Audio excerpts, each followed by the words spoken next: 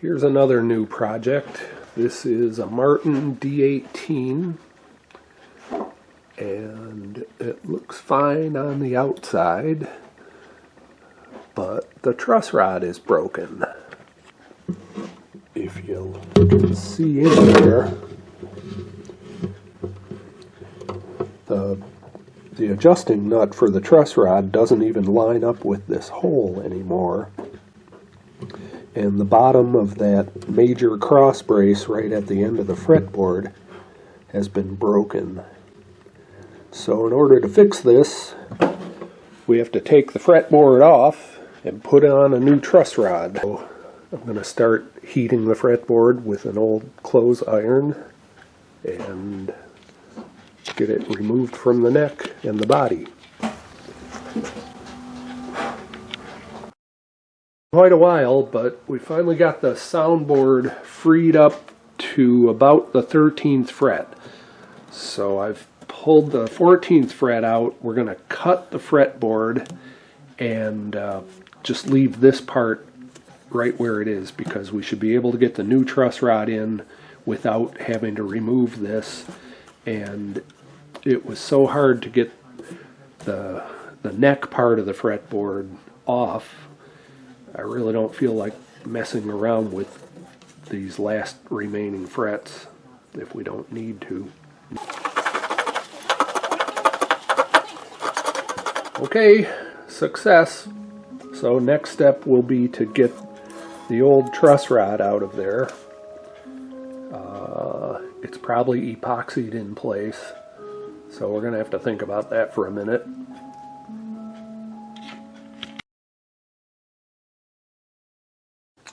Here's the damaged truss rod that came out of the Martin guitar. You can see here what's going on is the adjustment end where the Allen wrench goes is bent. It should be on the same plane as the top of this aluminum channel, but instead it bends down. So here's the new one. For comparison, you can see how they're different.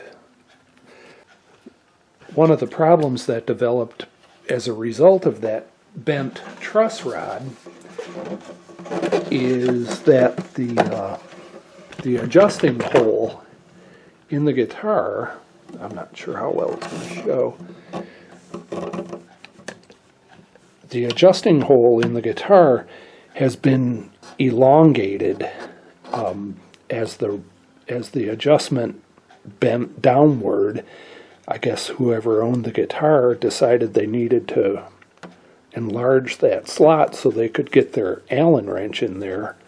And eventually it got to the point where this major brace along here broke.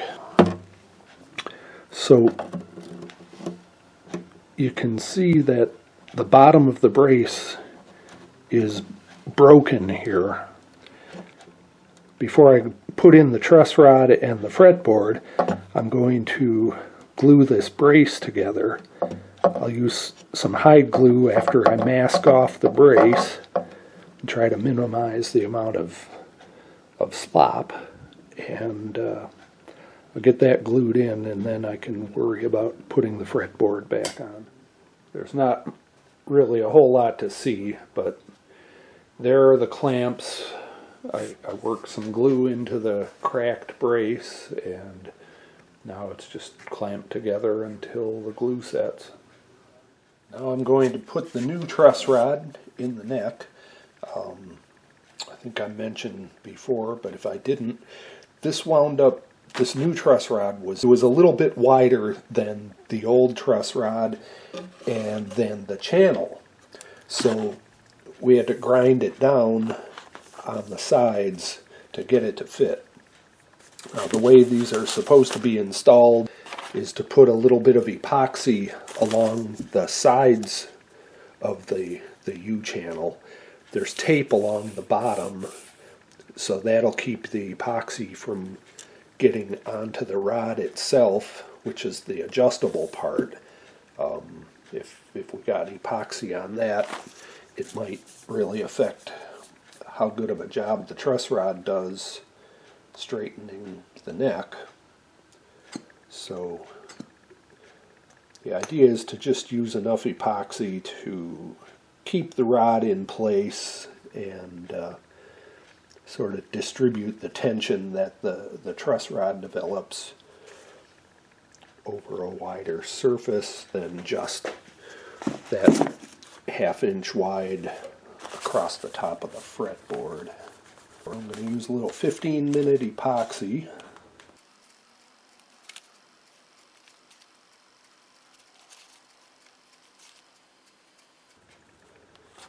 So now I'll slide this in place.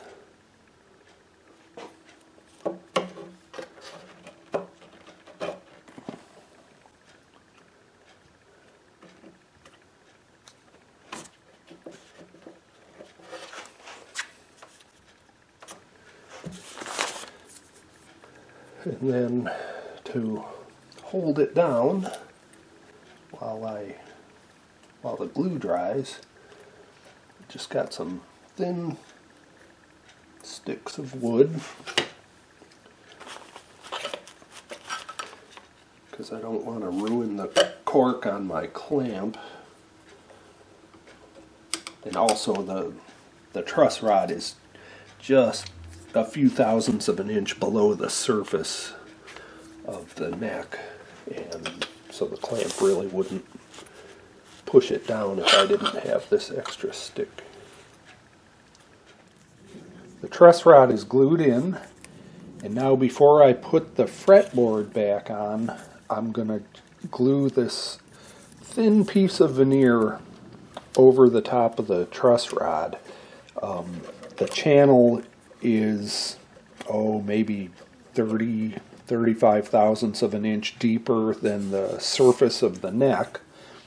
So I want to close that gap.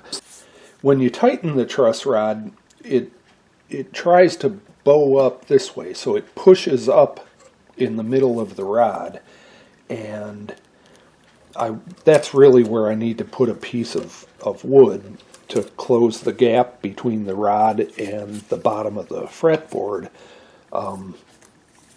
because otherwise, even though this rod is glued in place, it's just not a very efficient transfer of the energy, I guess, from the curving the truss rod to trying to correct front bow in the neck. So this will just give the rod something to push against. So I'll get this glued in, then clean up the bottom of the fretboard. It's got some residual mahogany from when I first took it off, and I'll glue it back in place. Well, when I took the rubber band clamp off and put a straight edge on the fretboard, I discovered that it's really not very flat. You can hear it rocking. And seems like there's a bit of a hump around the 5th to the 7th fret. So it's too big of a deviation to just file down those few frets. So what I'm going to have to do is take out all the frets and re-level the fretboard and then put in new frets. That's usually how it goes whenever I remove and replace a fretboard. It's not a total loss though, because the first few frets have a fair amount of wear on them. So this will get give the guitar a lot of years of use before anyone needs to worry about a fret job on it.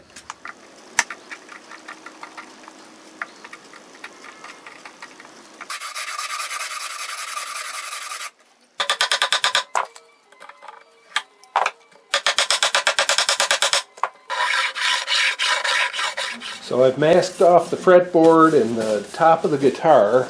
Okay. And scraped away the chipped and loose lacquer along the sides of the edges, and now I'm just gonna airbrush this. So I airbrushed the seam between the fretboard and the mahogany neck, both sides, and let that dry for a couple weeks. Then sanded it, starting with 320 grit paper and going all the way up to 2000. I didn't want to buff this neck because the guitar is a matte finish, so does the neck. And if I buffed where I put the new lacquer on, it would have been very shiny and looked kind of out of place. So just sanding it up to 2000 grit seemed to do a very good job. You really can't see where the old lacquer ends and the new lacquer begins. So I put new strings on the guitar and checked my action at the 12th, well, by pushing down at the 12th fret and the 1st fret, and then looking at the 6th fret while I was pushing down. I wind up with a string clearance of about a 64th of an inch, which is just where I set up all of my guitars. So there we go, it's all done.